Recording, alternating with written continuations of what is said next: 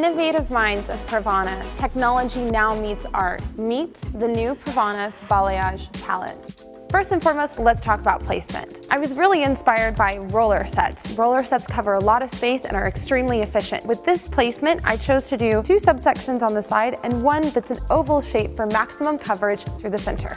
Let's talk about tools for the beautiful balayage we're about to do. First and foremost, our lightener, and I'm using a paint-like brush instead of a traditional brush, but there's a reason for this one. Clean subsections are a must, so a rat tail comb needs to be handy. Gloves, gotta have them. Mesh sheets for separation if needed. Can't keep our hands clean without a towel. My little trick is I fold it in half, put it in my pocket. I open it up within my pocket so that I can either wipe or wipe. We'll be using our PRAVANA Pure Light Ultra Lightener. Applying my lightener to my palette first for even distribution on my brush. Before I paint, I'm going to place my hands at the thinnest point of the handle, making sure that I have these 2 fingers available to hold her hair with tension. I want to make sure that my surface painting is at 90 degrees from her head, so I'm going to go in without using my warming element on my balayage palette. I always start low because when we put our product on, there's nowhere for it to go except up.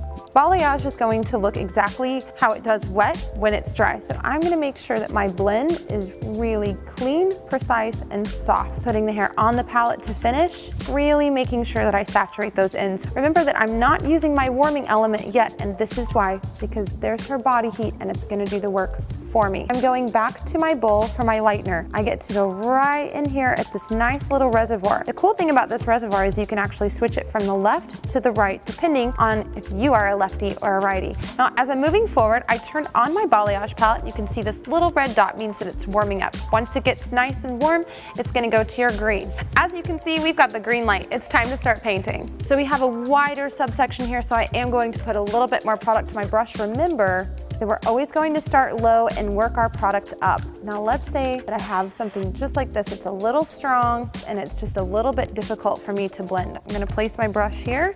That's why I get this extra brush, and we're gonna dry brush that texture out. So I'm going to use a V shape here to create dimension through the center because we want to make sure that we never have a stripy bit. Now you can see that some of this hair is falling down, so I'm going to allow that hair to fall out of my subsection and just think of it as dimension that we didn't have to work for.